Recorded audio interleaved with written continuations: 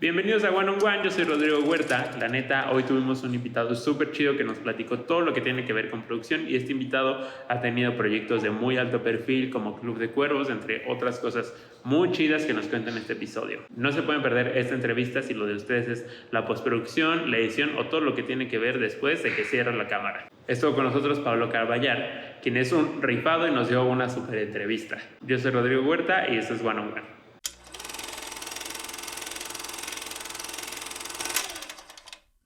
Bueno, pues bienvenidas, bienvenidos, bienvenides a todos de nuevo a un nuevo episodio de One on One. El día de hoy nos acompaña, la verdad, un súper invitado. Antes de conocerlo un poco mejor, vamos a hacer nuestra dinámica de frame, donde le vamos a preguntar a nuestro invitado si conoce la película a partir de estos encuadres que nos muestra la aplicación.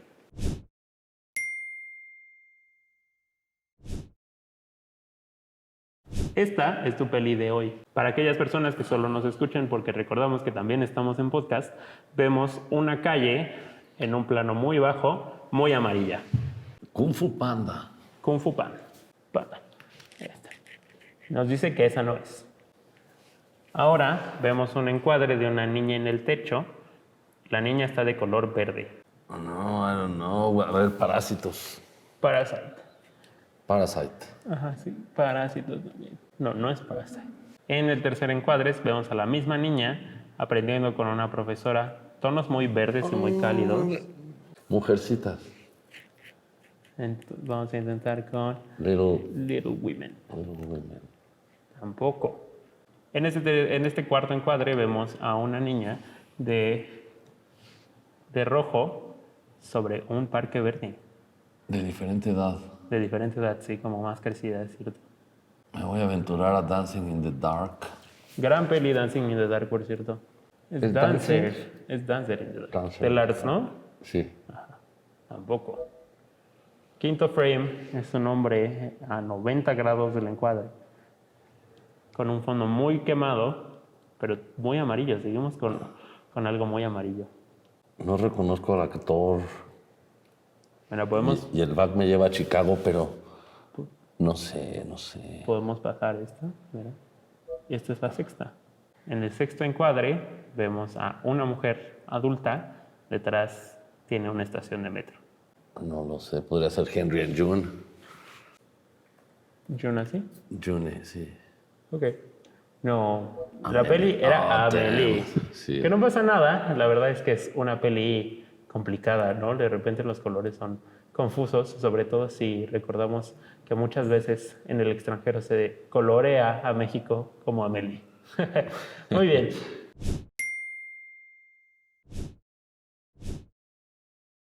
Ahora sí, Pablo, ¿puedes contarnos un poco de tu trayectoria como postproductor?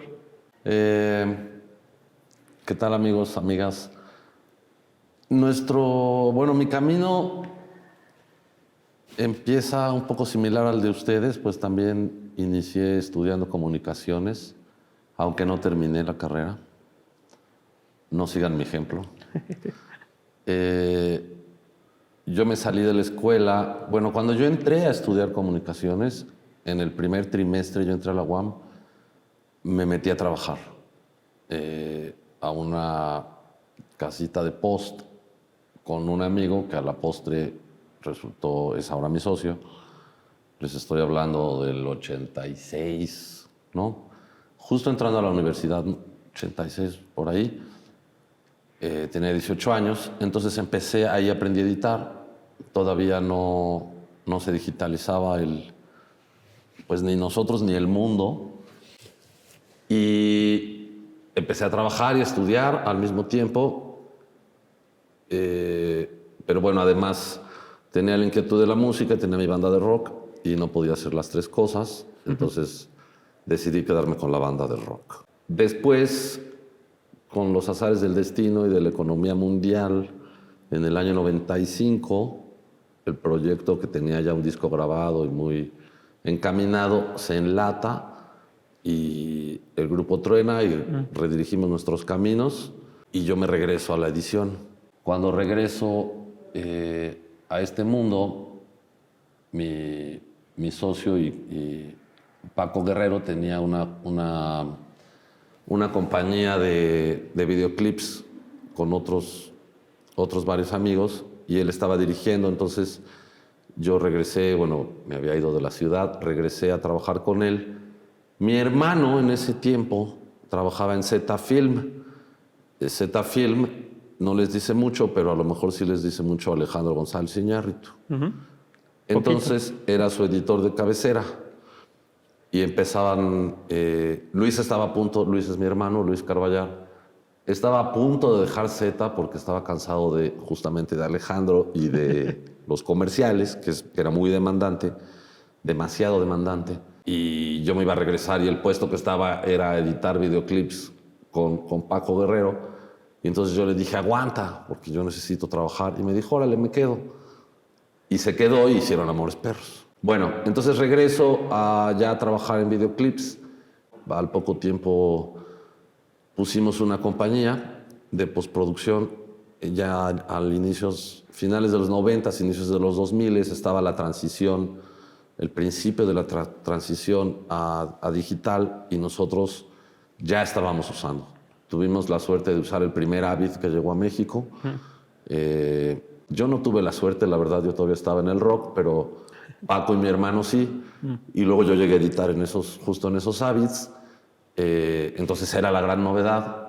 Y conocimos el Avid, conocimos la digitalización, nos seguimos en ese camino y pusimos una compañía porque nos dimos cuenta que podíamos hacer lo mismo que hacíamos en las casas de postproducción caras, que nos costaban 6,000, 7,000, en aquel tiempo entre 6 y 5,000 pesos la hora. Y nosotros ya podíamos resolver esas cosas en nuestras computadoras. Pusimos una compañía para proponer eso en la industria. La industria no estaba lista, el cambio fue muy tardado. Recordemos que hay una cierta área de la publicidad, todavía permanece, que es el high-end, ¿no? La publicidad cara de las grandes empresas transnacionales. En ese tiempo era la locura, ¿no? Si tú querías hacer cosas de primer nivel, tenías que estar en publicidad. Y por eso muchos cineastas de los que ahora están o que despuntaron, se forjaron o nos forjamos, quisiera yo decir, en la publicidad, porque era el high-end, el lado técnico era lo máximo. Luego esa compañía, por azares, no azares del destino, sino porque no la supimos manejar bien y porque además no estaba lista la industria para lo que nosotros ofrecíamos, tronó. Entonces yo me fui a Los Ángeles. Paco se quedó dirigiendo y haciendo cosas de videoclips y regresó a la publicidad. Y yo me fui a Los Ángeles con mi hermano a editar cine.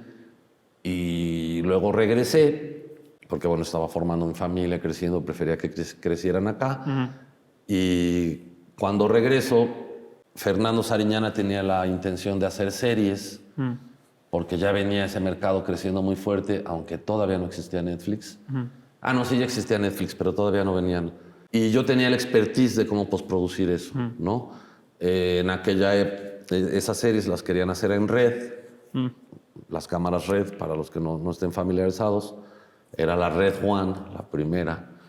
Y yo ya tenía esa expertise, sí, ¿no? Entonces, uno de los productores que trabajaba con él, amigo mío, me invitó, vine, platiqué y entonces ya me contrataron y entonces hicimos el flujo de trabajo para producir de manera ligera esa gran cantidad de material a la mayor calidad posible con una visión cinematográfica. En México no se hacía tele con visión cinematográfica porque es muy caro para los estándares de la tele. Claro.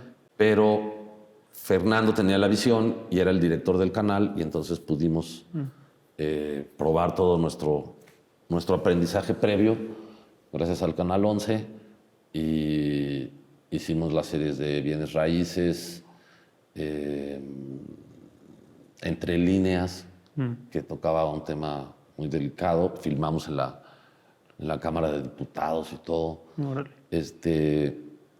Y otras más, varias más que hicimos. Toda la industria se enteró que venía Netflix a querer salir de Estados Unidos y todas las casas de post grandotas, o sea, New Art, Olin, en aquel tiempo Virgin, todos se acercaron para tratar de ser ellos.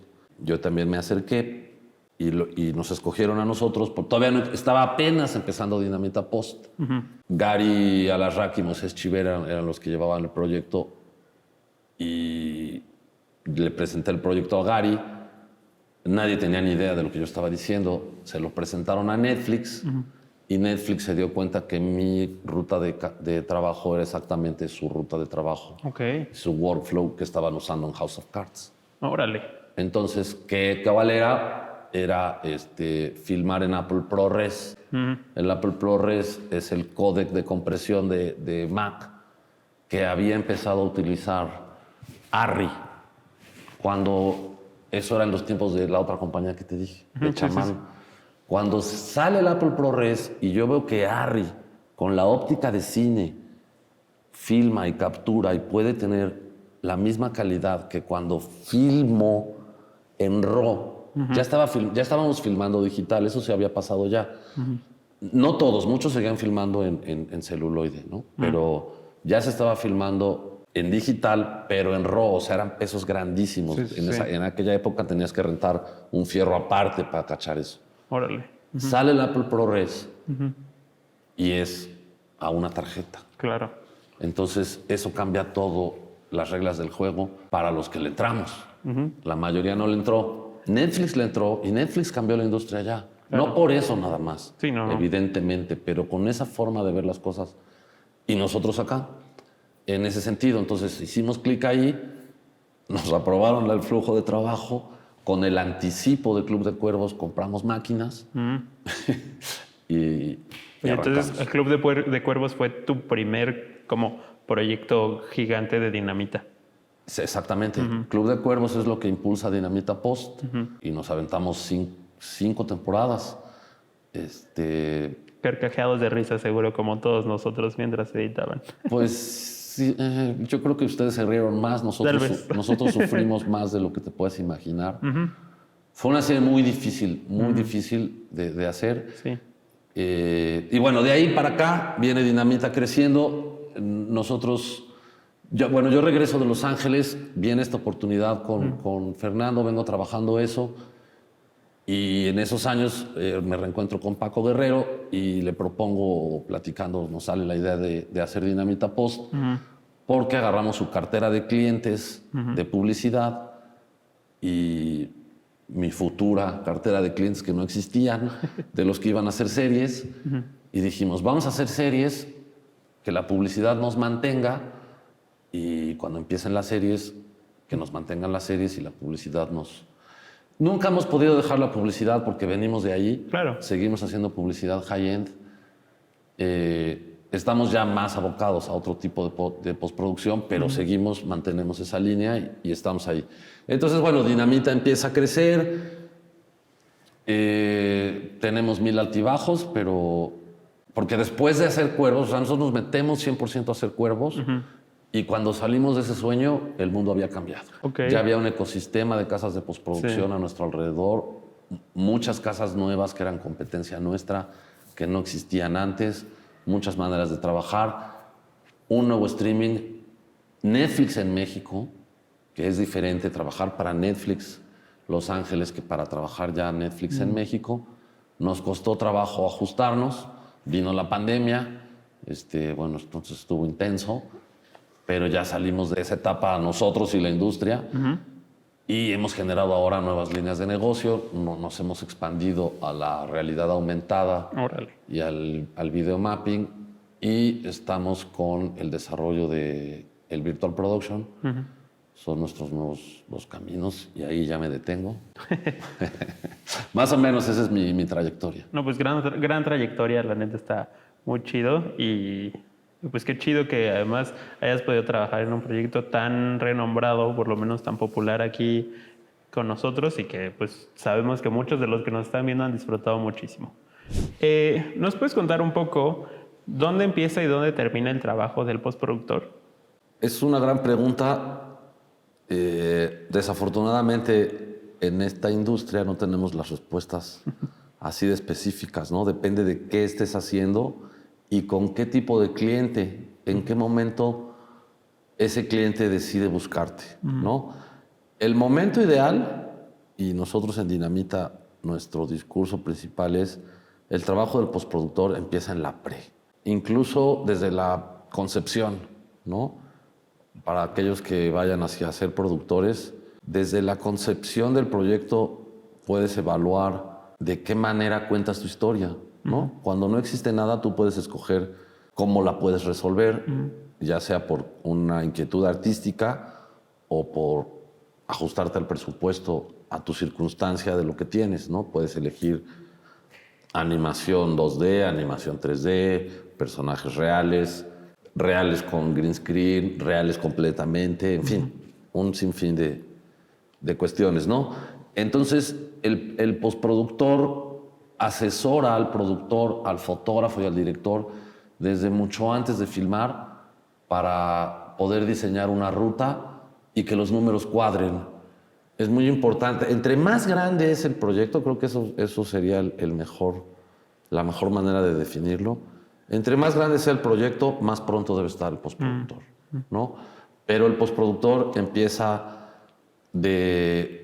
digamos, como una figura de asesor. Normalmente ese es lo más común. Ya cuando inicia la pre, y pues es el que entrega el proyecto a la televisora o al streamer. Entonces está todo el tiempo. En comerciales depende del nivel del comercial, qué tanta post lleva, si lleva VFX, si no lleva VFX, si estás ya trabajando en un sistema establecido, pues ya nada más te llegan con el proyecto, ya lo filmaron, ya lo grabaron, ya nada más te lo dan para que lo termines.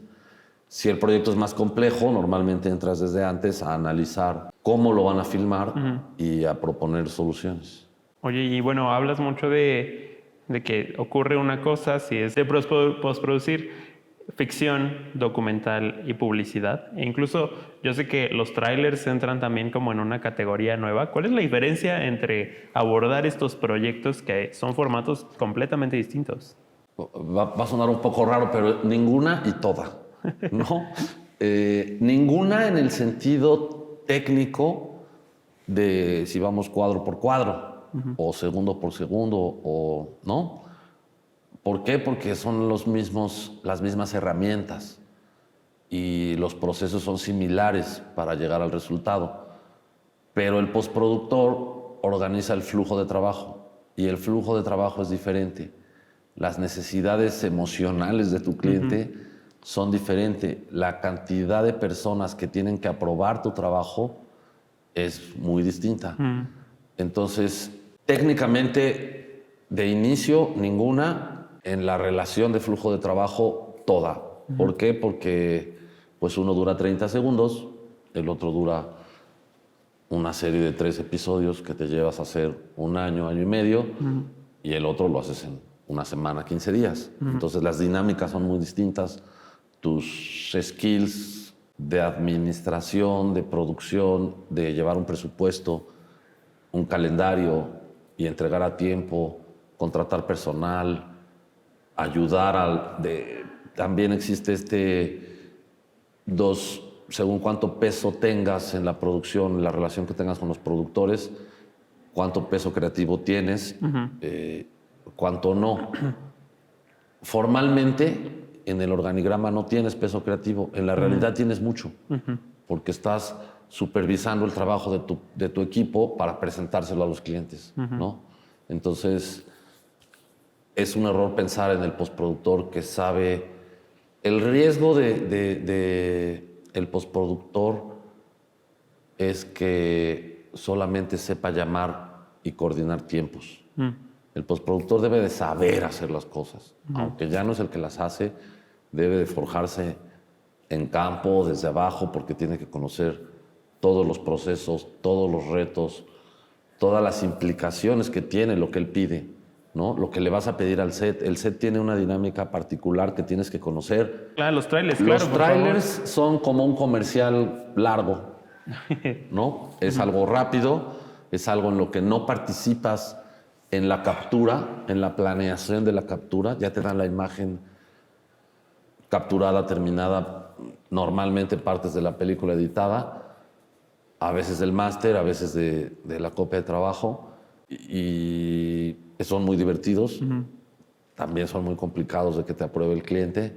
Hay dos tipos de trailers, ¿no? Digamos que en el universo más grande, más formal, pues te dan el guión escrito y lo tienes que armar y de ahí le empiezan a mover todos porque del que lo escribe al que lo aprueba Sí. pasan muchas cosas, ¿no? Y cuando te dan la película y te dicen, ayúdame a hacer un tráiler, ¿no? Y entonces tienes que sacar pues, tus skills de guión, de escritura, de organización, etc. Oye, usualmente la casa postproductora que se dedica a postproducir la serie o la peli o el docu, ¿se encarga también de hacer un tráiler o contratan como una agencia de publicidad que está súper especializada o cómo funciona? Depende del tamaño de la producción, ¿no? Las producciones independientes es muy probable que te den el tráiler, ¿no? Las producciones más grandes seguro no te lo van a dar, ¿no? No, ¿por qué? Porque tienen una agencia que escribe unas ideas en base a un estudio de mercado, Claro. en base a otro tipo de cosas, ¿no? De marketing. Y ya existen en México también compañías dedicadas como negocio principal la edición y postproducción de trailers. Nosotros en Dinamita lo hacemos, si bien no es nuestra área de negocio principal, tenemos la capacidad, pero no, lo más común es que quien hace la edición y la postproducción no se involucre en el tráiler. Bastantes problemas tienes y retos como para aparte estar con esa otra cuestión, si se mezclan los tiempos y eso se complica. Sí, y eso también explica mucho que de repente les pasa seguro a la audiencia que tiene como voces distintas el tráiler de lo que es la peli. Entonces a veces vemos algo que se siente muy diferente a lo que es el producto final. Entonces es muy, muy interesante de saber. Gran pregunta. Ahora entiendo la pregunta. Tienes toda la razón. Es una debilidad de la industria. Se manejan diferentes objetivos. Claro. Bueno, ya sería un tema de otra conversación, juzgar si es una decisión correcta o incorrecta, ¿no? Pero bueno, sí, eso pasa porque obedece a términos de marketing y de resultados económicos. Sí.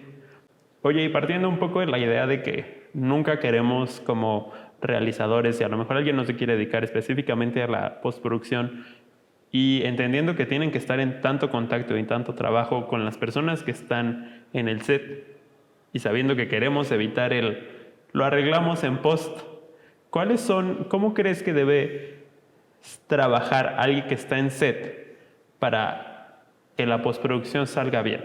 Porque muchas veces llegamos, armamos algo, esto no salió tan bien, lo arreglamos en post y nos damos cuenta que no se puede arreglar en post. Entonces, ¿cuál es tu recomendación para aquellas personas que trabajan en set que deben tomar en cuenta al momento de postproducir?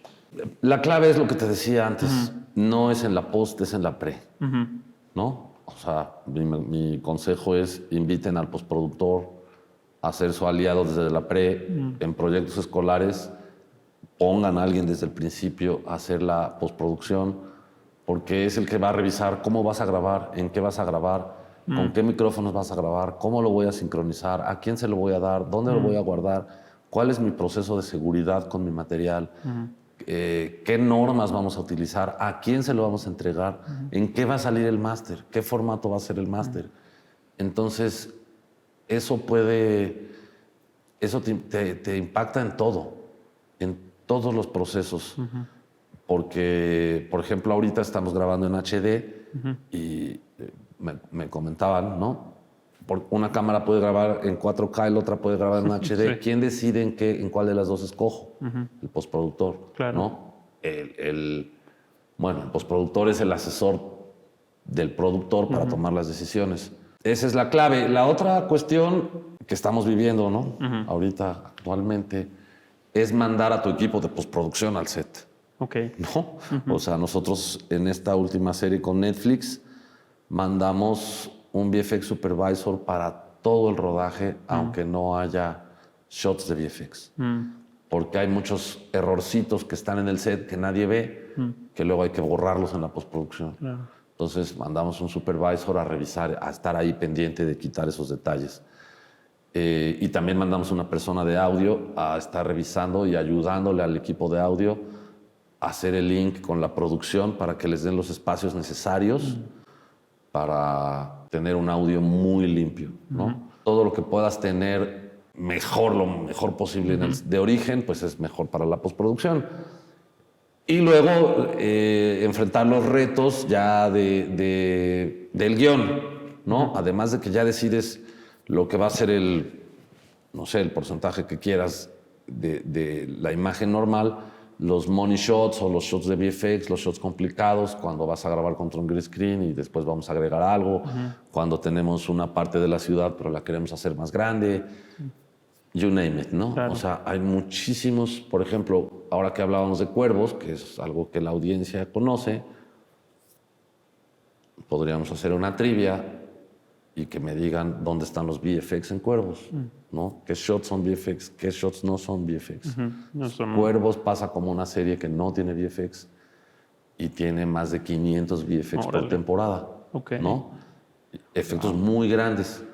Ese es el tipo de cosas que el postproductor te puede ayudar a encontrar una manera de darle valor a tu producción con VFX, ¿no?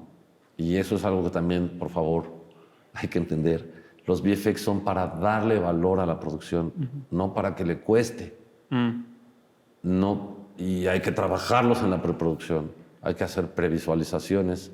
Hay que hacer las cosas como Hitchcock, ¿no? O sea, que sabe cómo filma, por qué filma, y filma, ya edita en el guión, ¿no?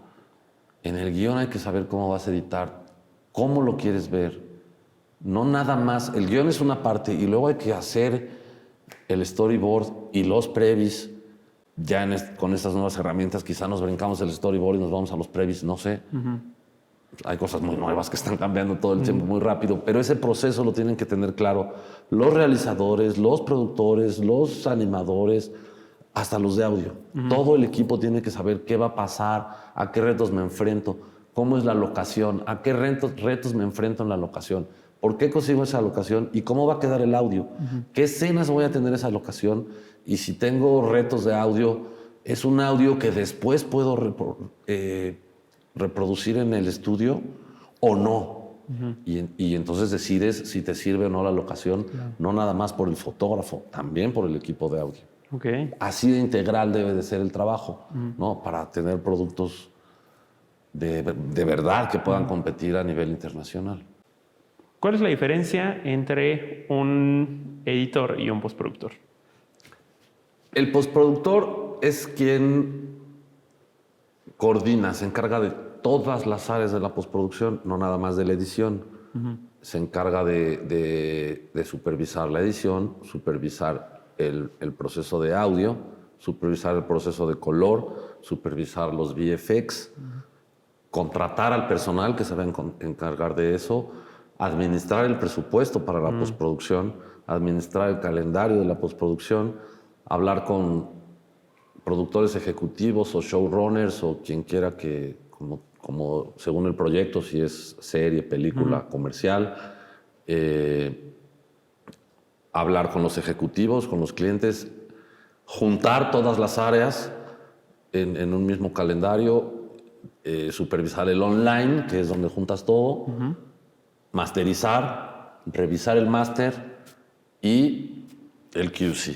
Porque una vez que terminas y mandas, te van a regresar sí o sí un QC que tienes que atender, mejorar y volver a enviar.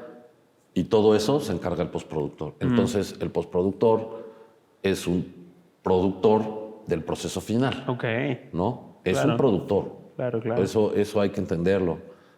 Solamente que estamos como en distintas partes del proceso, ¿no? El productor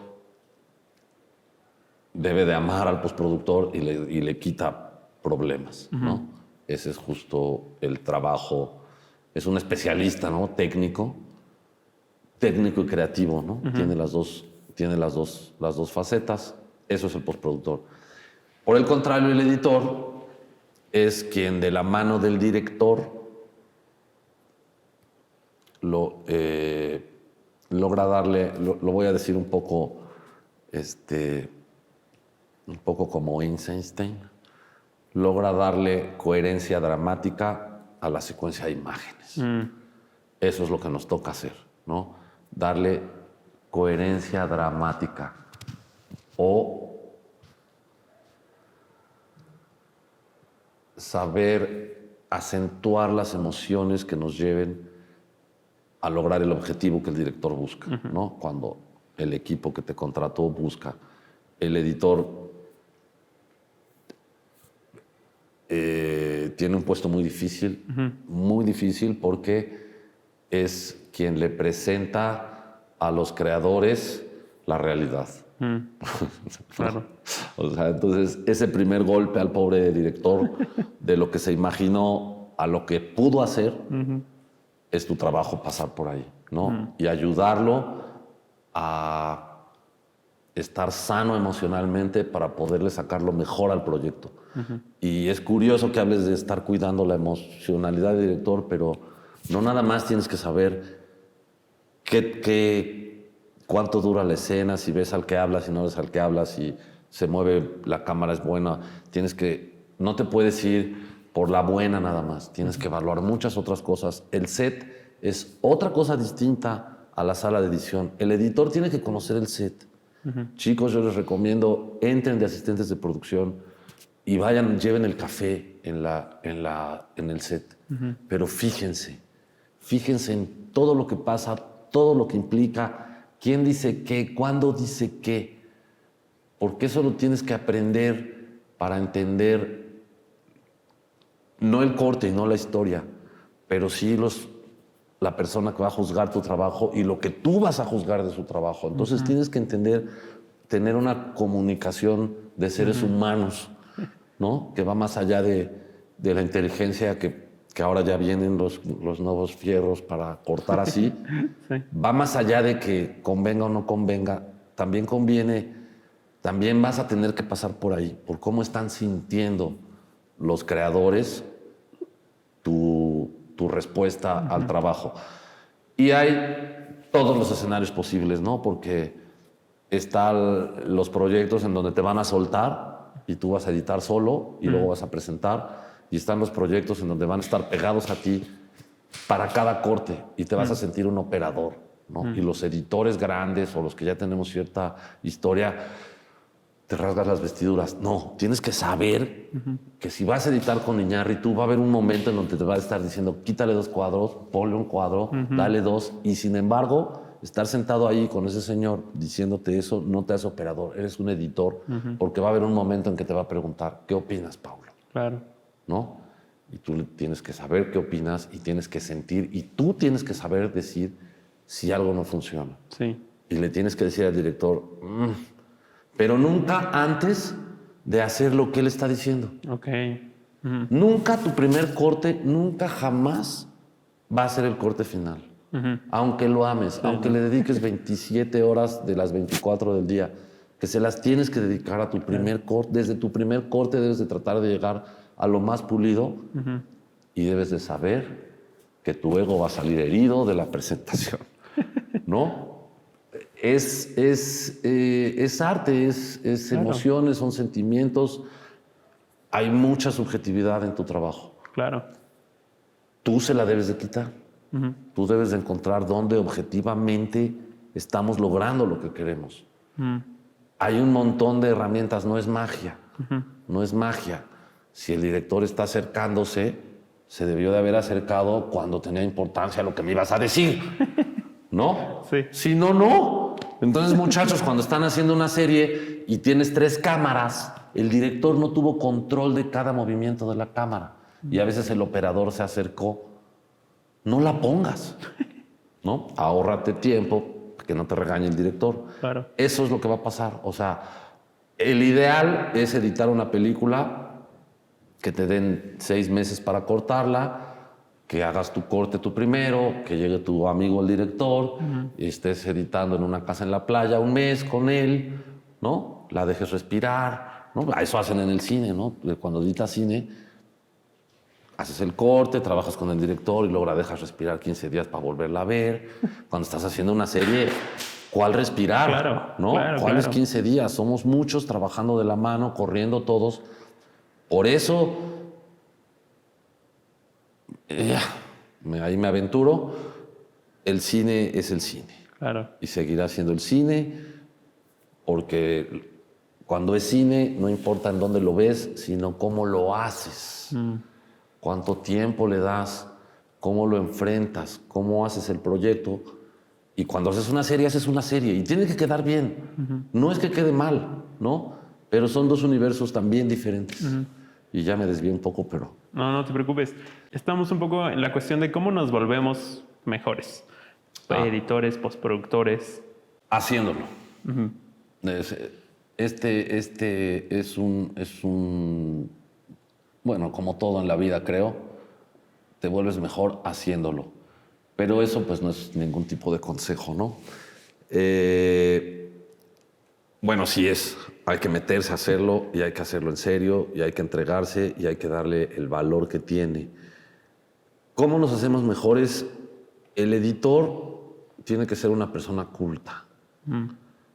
Tiene que ser una persona que haya leído, que haya visto mucho cine, cine comercial, cine culto, cine de autor, que vea videoclips, que vea arte. En fin, como les decía el otro día que di una conferencia aquí, los motivos por los que todos elegimos este tipo de carreras, pues esos son los motivos, eso es lo que hay que hacer lo que nos gusta y sistematizarlo, ¿no? O sea, hay que ver el cine y si algo nos llama la atención, hay que volverla a ver. ¿Qué les recomiendo al editor con el riesgo de que me digan, ok, boomer, ¿no? O sea, que se conozcan a sí mismos, ¿no? Claro. Que vibren, que sepan por qué sienten lo que sienten.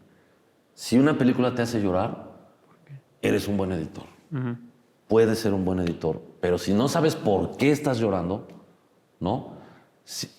Independientemente de tu conexión, porque muchas veces lloramos porque te recuerda algo o te remite a algo de tu propia vida, ¿no?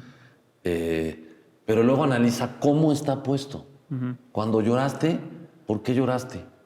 ¿En qué minuto de la película está? ¿Qué circunstancias están? ¿Cómo lo puso el director? ¿Dónde está la cámara? ¿Cuánto tiempo nos quedamos en el protagonista? ¿Por qué lloré? ¿Por el protagonista? ¿Por lo que dijo? ¿Por lo que sintió su interlocutor? ¿Me explico? Y luego, ¿cómo está la música? ¿Qué paleta de color tengo? Todos esos elementos están en hacerte llorar o en hacerte reír. ¿Cuál es el beat de la comedia? Cuando hicimos Club de Cuervos, Gary pasábamos horas peleando juntos y nos regresaban porque no encontrábamos el beat. ¿Cuál es el beat? ¿Me espero? ¿Lo interrumpo? Les recuerdo todo el tiempo que los actores vibraron en el set. El actor vibra una cosa en el set y cuando tú firmas, cuando tú editas, es otra cuestión, es otro el resultado. El actor no tiene los elementos, pero es el personaje. Entonces tú tienes que respetar lo que sintió el actor, ¿no? De hecho, el pacing, hay una cosa que se llama pacing en la edición, que es así como el groove en la música, que son términos que no se definen exactamente qué son. Sí, como ritmo es en español, ¿no? Como ritmo, te lo da el actor. Te lo da el actor porque se lo pidió el director en el set. Okay. Hay que ver los ojos del actor, los sentimientos, lo que siente el actor. Ellos te marcan eso. Pero el actor no sabe que tú le vas a poner a esa secuencia una música chaca chaca chan o una música muy lenta, ¿no? Entonces, cuando ya está armada la escena, te da otras cosas. Y entonces tienes que alterar un poquito el ritmo interno de la escena. Entonces, primero tienes que respetar lo que te dan de origen, lo que te dan del trabajo de todos. Es muy importante entender que la postproducción y la edición es maravillosa y tiene mucha responsabilidad porque te dan el trabajo de cientos de personas. Durante meses han estado planeando eso, ¿no? Tienes que respetar eso que te dieron, llevarlo a lo máximo y luego romperlo. Wow, claro, sí. Entonces, eso es lo que es genial y ahí es donde viene la parte creativa y el reto humano de la relación con las personas que te contrataron para ayudarlos. Sí, claro. A llevar su creación, ¿no? al mejor resultado. Claro, y por eso bien dicen que la película se escribe 3 veces al menos, ¿no? La que está en el guión. la que vamos a producir y la que se edita. Entonces, bueno, a mí me gusta agregar una cuarta, que es lo que ve la persona, no lo que ve la audiencia. Esa es la más importante. Claro. Al final, Claro. al final todo es para eso y se alinea un poco también a las estrategias a lo que tiene que ver con la venta y con las estrategias de mercado, que al final todo se hace para el cliente. En este caso es lo mismo, ¿no?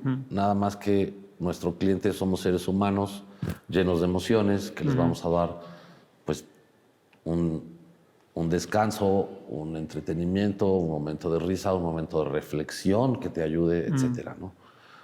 Oye, y un poquito del lado más técnico, ¿qué herramientas nos recomiendas como que aprendamos para ir entrando, para irnos familiarizando con el estándar de la industria?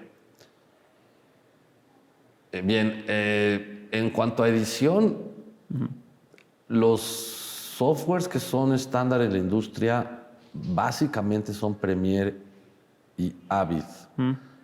Nosotros usamos Final Cut 10 y yo se los recomiendo ampliamente porque es mucho mejor, y lo digo sin temor a equivocarme, que esos dos otros programas. Ok. Cuando salió Final Cut 10, realmente generó una revolución en la manera de operar y en la manera de decidir y en la manera de avanzar. Les recomiendo que practiquen Final Cut 10 y lo aprendan. También tienen que aprender a fuerza Premiere y Avid, eso no se lo pueden escapar. Los editores no son precisamente el gremio más innovador y por eso se quedaron en Avid y Premiere. Entonces, DaVinci está agarrando también un buen de terreno, ¿no? DaVinci también tiene mucha fuerza. Ese se lo recomiendo, también es un forzoso. Pero esa es una casa de postproducción. Claro. O sea, el DaVinci es una maravilla. Úsenlo, conózcanlo, trabájenlo en todas sus áreas, en Fusion, en audio. En color. Que ahorita se me fue el nombre de audio, que es también uno muy importante.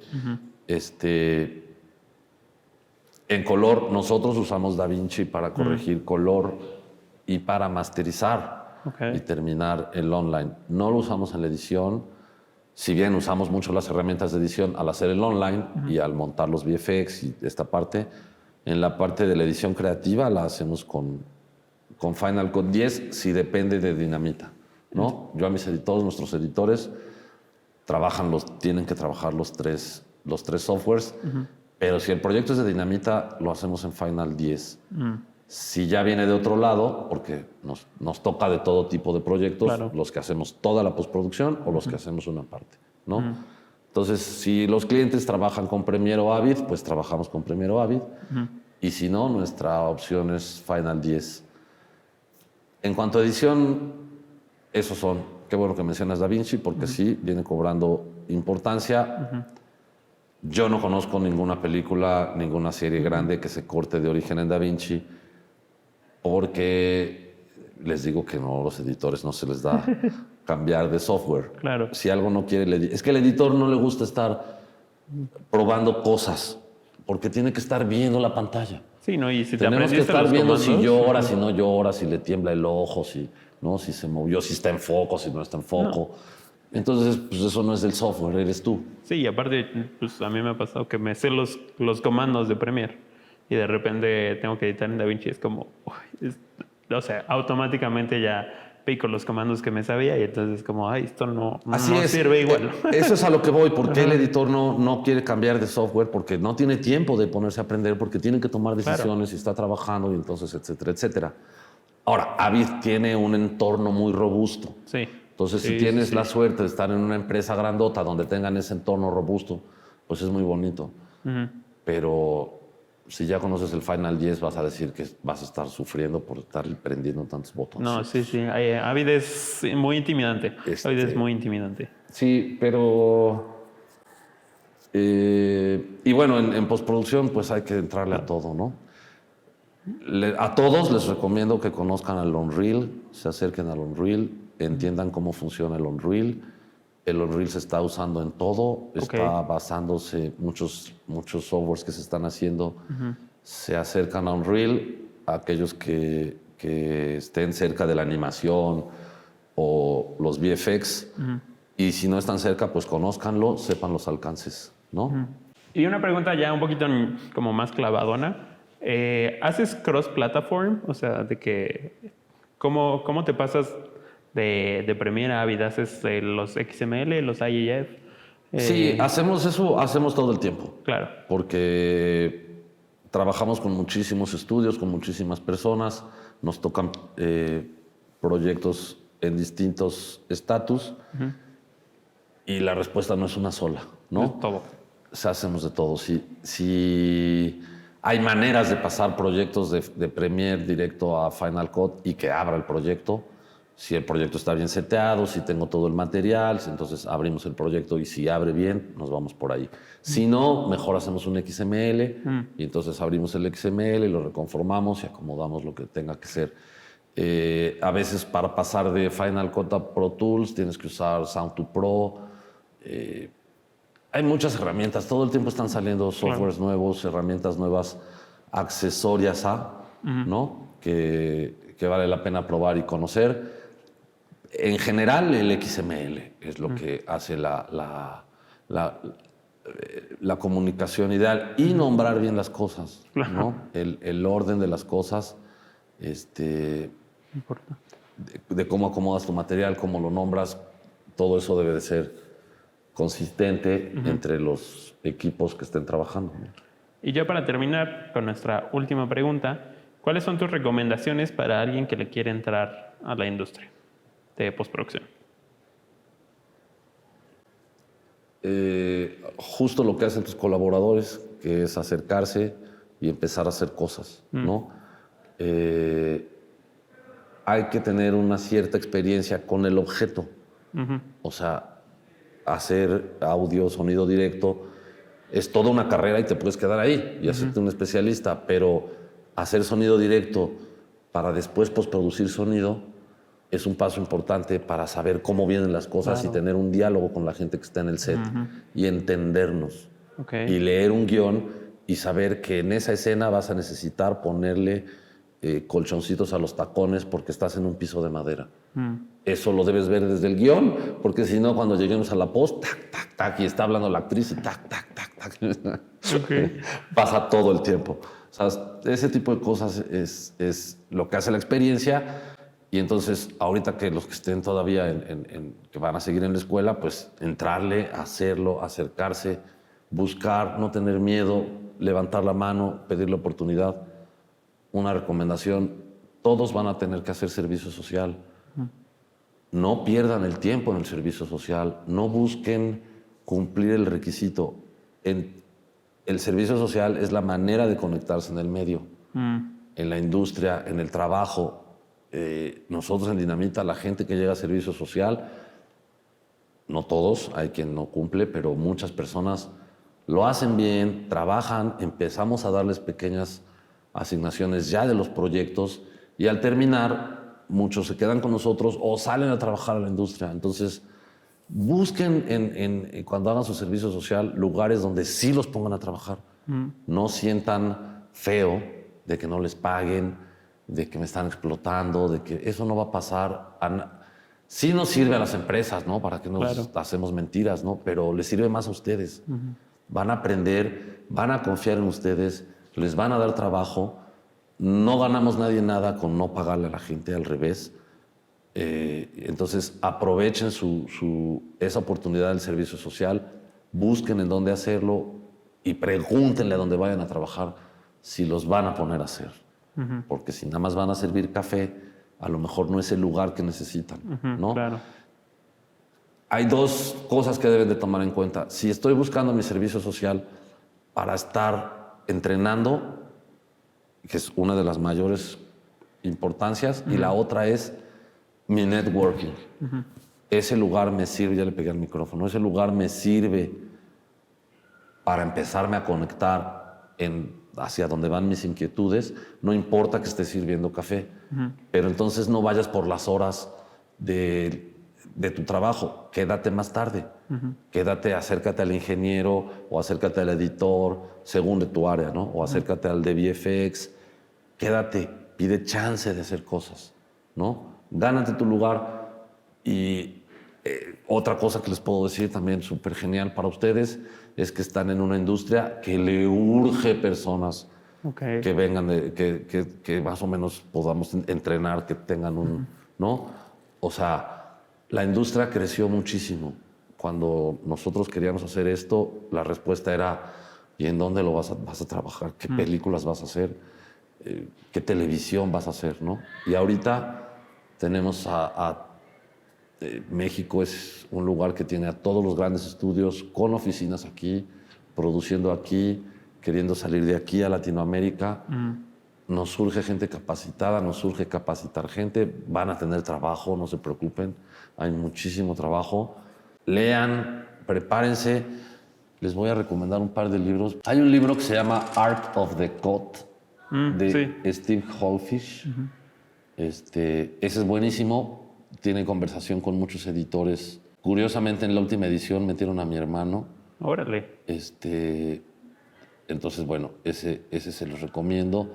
También hay un libro de Eisenstein, Los más clavados, El sentido del cine.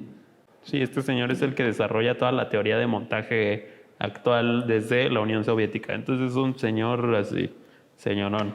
Así es, ese es muy teórico, vale la pena los fundamentos teóricos tenerlos. No están hablando con la persona más académica del mundo, pero sí se los recomiendo.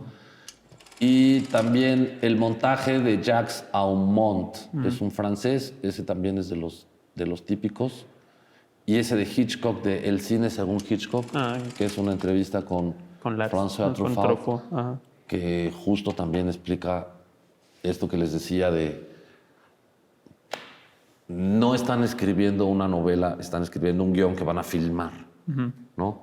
Hay que hacer previs, hay que imaginarse las cosas completas, ¿no? Para llevarlas a cabo. Y yo me voy a tomar la libertad de recomendar In the Blink of an Eye, de Walter Murch, que es también un gran libro, cortitito, entonces también es una gran referencia. Pero más allá de eso es vivir el cine, vivir, conocerse, analizar por qué siento lo que siento cuando lo siento, en la vida y en la ficción, ¿no? Cuando vemos obras. Vale, y ya cerrando, ¿cómo te puede seguir la gente en redes sociales? ¿Cómo puede encontrar a Dinamita? Pues yo les recomiendo que sigan a Dinamita. Mis redes sociales no son tan divertidas. Dinamita Post, pues así como Dinamita Post. Bueno, pueden conocer DNXR también. Dinamita XR es la otra página, dinamitapost.com. Y estamos en Instagram como Dinamita Post, en LinkedIn como Dinamita Post. Abran sus LinkedIns. Empiecen a hacer su networking. Si me escriben, los voy a aceptar. Y entonces la gente empieza a ver qué están buscando, qué están conociendo, qué están haciendo. Así que bueno, pónganse la pila cuando vean conferencias, eventos públicos, lo que quieran hacer, acérquense. Acérquense a las oportunidades.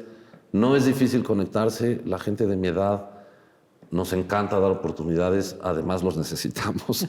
Entonces, es un ganar-ganar. Están en una muy buena elección, aunque hay mucha competencia. Bueno, saben que están en una buena escuela y vienen bien preparados. Entonces, pues ánimo. Gracias. Gracias por la invitación. Ese fue nuestro episodio de hoy. Síganos en redes sociales como oneonone.show y por supuesto sigan a Bloa Media como @bloamedia. Muchas gracias. Bye.